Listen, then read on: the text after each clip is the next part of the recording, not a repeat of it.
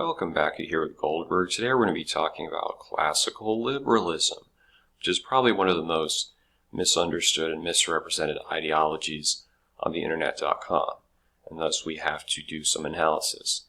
Now, in Europe today, if you call yourself a liberal, people will think, oh, less taxes, deregulation, welfare reform.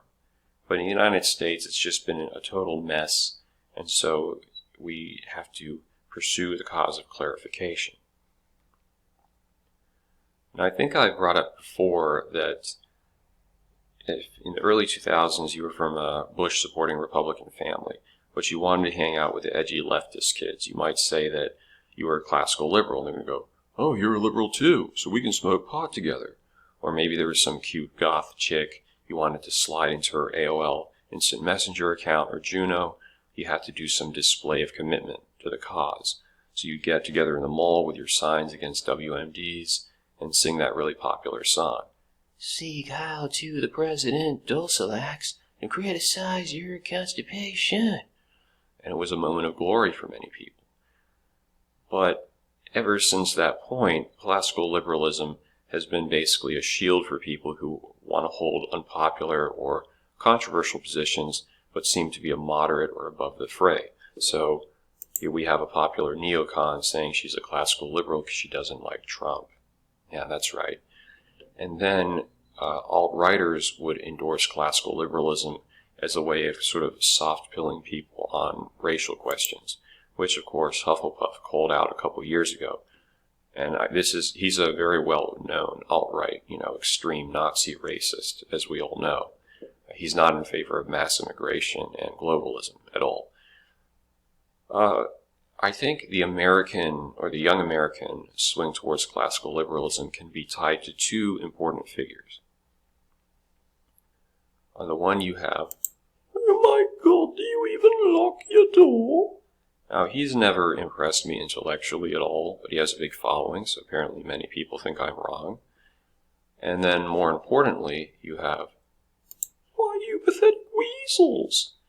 And I have to give kudos, because a number of you guys over the last year or so pointed out the fact that he was just a release valve for frustrated young men who would otherwise organize politically.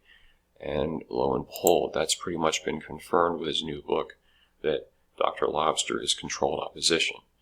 I was never impressed with his message because it always seemed unoriginal, like be an individual. You notice how everyone who says be an individual has a tendency to be in a hive mind collective of people all thinking the same way about being an individual? Yeah, exactly. Now, if you didn't have a role model growing up, you didn't have mentors, it could be beneficial. So I'm not saying he's been all toxic, but it's worth pointing out nonetheless. So you might say, what exactly is classical liberalism? As our friend earlier was talking about Locke, he was well known for producing the second treatise of government. The first treatise, of course, was written by his wife, and that was the marriage contract. In any case, Locke believed in the importance of natural rights and property rights. In particular, he lived in a time where, although there was a parliament of relatively privileged people who owned land, the king could still go around taking whatever he wanted if someone opposed him in terms of property. So Locke said, what if the majority has to approve whatever the executive does? That will prevent him from running rampant and just trying to target his enemies, which is not a bad principle. Now, that does not mean that Locke was some anti-executive libertarian who wanted to give the franchise to everyone, all right? In fact, you can look this up online, prerogative power. He talks about the fact that he wants a strong executive. He's certainly not opposed to it. So at least in his context, the idea of maintaining a king, or perhaps if it had occurred, an executive president, that's not, oh, we don't want that. It just means protect certain rights, but otherwise the power can still be centralized where necessary. Other classical liberals will point to our friend John Stuart Mill. And what you have to understand, these guys wanted, in many cases, freer market liberal economies because you're transitioning from an aristocratic landed estate system, think of Downton Abbey, to more of a, modern capitalist system, which not all the old, aristocracy wanted, But they also understood with this capitalist system we might be creating a new aristocracy. We might be basically having a wealthy upper class, and we have to provide the levers or the rungs by which poorer people can rise up the ranks. One of the big mistakes made in Russia when they ended serfdom is they didn't have the educational systems, they didn't have the property systems in place to where these people could transition from being little vassal slaves to actually owning their own property and gaining education. And that's arguably one of the reasons why eventually the communists took power. Now, moving past Mill, we have our friend Gladstone. I'm going to link to a great book by Roy Jenkins. Definitely check that out if you're interested in classical liberalism or British politics or history. Gladstone is an interesting person. He came out of the Robert Peel or Peelite wing of the Conservative Party. Peel was a conservative but believed you had to do stuff like factory reforms. And of course, the response of the conservatives or libertarians at the time was, oh, these job-killing regulations throwing all these kids out of work. But there's a recognition, perhaps, that the dignity of the worker matters as well. That's been a tradition of classical liberalism that you don't see in the classical liberals of today in most cases. But Gladstone was prime minister several times, and although he did endorse more of a laissez-faire economy, he coupled that with certain state intervention. So we have the Education Acts of 1870 and 1880, which expanded access to public education, especially to poor people, which you might, as a libertarian, say the government shouldn't do that. Well, they believed it was necessary, again, so that people could better their own position. You have the Trade Union Act, which did limit picketing, but actually expanded trade union rights. The Licensing Act, the Army Reform, which allowed people to actually advance in the aristocratic system of the Army easier. Expanded the vote and made it a private vote so people couldn't be intimidated as easily about who they were casting their ballot for. And then expanded home rule to Ireland. All right. Now, foreign policy-wise, a lot of classical liberals in the modern sense will say, oh, we're not interventionists, unless you're Jennifer Rubin, who we brought up earlier. But even there, when Bulgaria did an uprising against the Ottomans and they were being essentially genocided, Disraeli, his response, because he was Prime Minister, Benjamin Disraeli, he was like, we shall stand by and discuss this in a committee. And Gladstone wrote this pamphlet saying it's unacceptable, we have to be doing more. Then later on, he sent troops into Egypt to quell an uprising. So it's easy, if you are already at the helm of a large empire, to say that you don't support intervention. But even there, he did violate his own positions. And it's like in the modern sense. Would all these classical liberals oppose intervention if America didn't have any presence around the world? It becomes a debate of sorts. Now, as far as the more modern sense, what happened in the early 1900s, the Liberal Party began endorsing more social welfare. But then you had the Labor Party that was agitating for faster reforms as far as workers' rights. And then you had the conservatives who began taking a lot of the liberal positions on the economy. So that led to the liberals becoming a rump party. And then eventually they would merge with the Social Democrats into today's Lib Dems, who, yeah, again, they support the EU, they're relatively in favor of the market, but they also think the government has to provide certain benefits to people. So essentially that's the whole system. We want people to take care of themselves.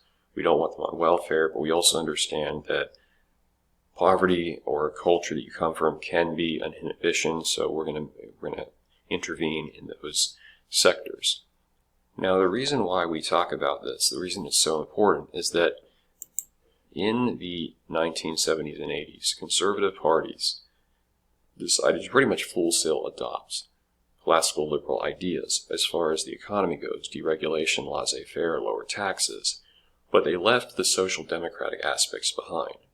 And this has been quite devastating if you look at the history since then. I've often heard people who are libertarians say stuff like, oh, well, if you're poor, you're on welfare, it's your fault. And that does appeal to a certain extent to those of us who are like, yeah, you shouldn't be taking anything from the government.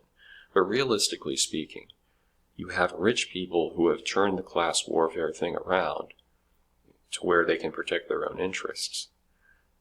The person who's scamming the welfare system, the welfare queen, Shaniqua or Carla, whatever, those people might disgust you, but as a working class or middle class person, how much of a negative effect does it directly have on your well-being, your life, your ability to make money? Very minimal, okay?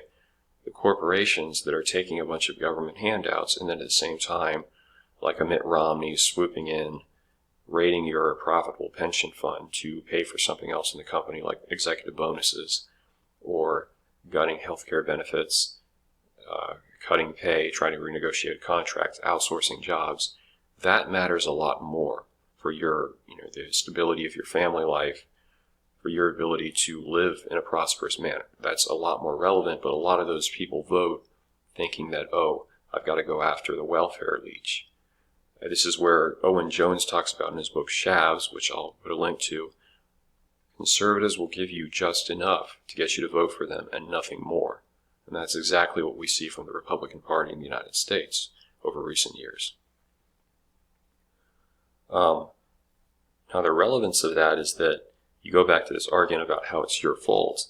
I was on vacation a couple months ago in a more rural part of the United States. Because of the whole Scamarona thing, you can't go out of the country easily. And we're going through this town. There are a lot of working people in a line of cars. They don't look like people who are like completely dependent on government, but they're there because there's a food bank that day. And I just watched a documentary, this was like a couple of days ago, where they're talking about Dayton and interviewing people who were going to that food bank. And this guy, he was a diesel mechanic, lost his job, now he makes minimum wage, and he can't afford things. There was a woman who, she makes minimum wage, she gets like a couple $100 from food stamps, and she's still at the food kitchen because it's not enough. Now just imagine paying rent, paying utilities, paying for your car, paying for gas, paying for clothes for the kids on that amount of money. And the director of the food center said most of the people who are here getting food are working people. But maybe they're a skilled tradesman who lost their job, or like I said, the guy who was a mechanic. They've been affected by economic things well beyond their control, but they're being demonized as moochers because they happen to be struggling. And that's the problem with conservatism and libertarianism and modern ideas of classical liberalism. They go around thinking that as long as they just cut taxes and deregulate, everything else falls into place, but they forget the liberal concept of let's help people, let's give them the tools to rise up. We're not going to just let them sit on welfare indefinitely. We're going to require they look for a job, but let's ensure some people, maybe someone will succeed in sales against the odds like Chris Gardner, or maybe someone else, their path is getting education, but they can't afford it. And it's funny how if you point this stuff out, if you point out like I did in the video on the real inequality, when I brought up the Hillbilly Elegy, which I'll also put a link to, is a good book, the response is, from these libertarians and conservatives, they'll say, well, why don't you just join the military? Oh yeah, so the solution to all the issues that have been created by these reckless economic policies is for people to join a socialist organization where they make very little money, but their healthcare, education, and housing and food is paid for. So you see the contradiction. I don't think there's anything wrong with wanting to diminish taxes or promote a freer market. But you have to realize not everyone starts at the same position, and sometimes stuff like your kid getting sick, you get bankrupted by medical bills, or you can't afford the education you need to get ahead.